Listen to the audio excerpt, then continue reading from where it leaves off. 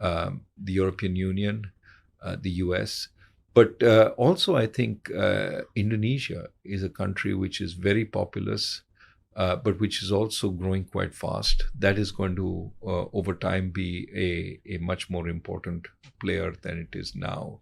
And then you look in other parts of the world. Certainly, if Brazil, gets its act together, Brazil is an incredibly sort of capable economy. Mexico, because of its proximity to the United States, again growing fast, but it has a huge problem with the drug issue within.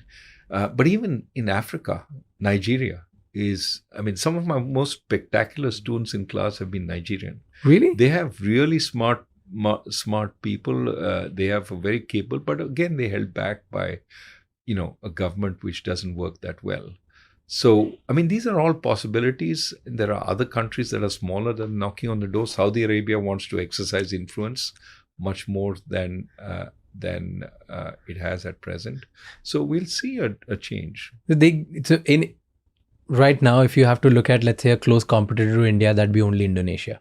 No one else. I think in terms of population, we are so much bigger than everybody else, right? The only country which is anywhere near our size is China, which is why everybody is looking for India as an alternative to China. +1, Yeah.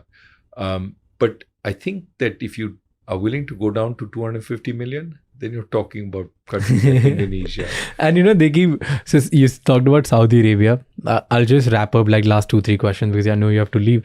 But so Saudi Arabia keeps going on and giving these speeches that we're going to be the new Europe of the world. Right. Do you think that'll happen? They have a lot of money. I don't know how well that money is being spent. I talked a lot with Well, they're spending on football for sure.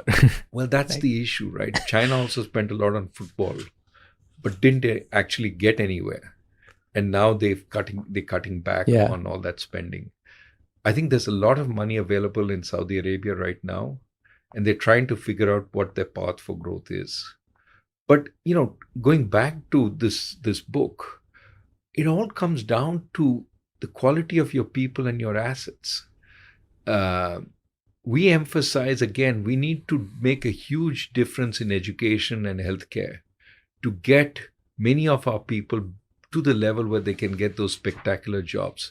We talk throughout on how, when we talk to entrepreneurs, again and again in India, they say we don't find people. Yeah. When you talk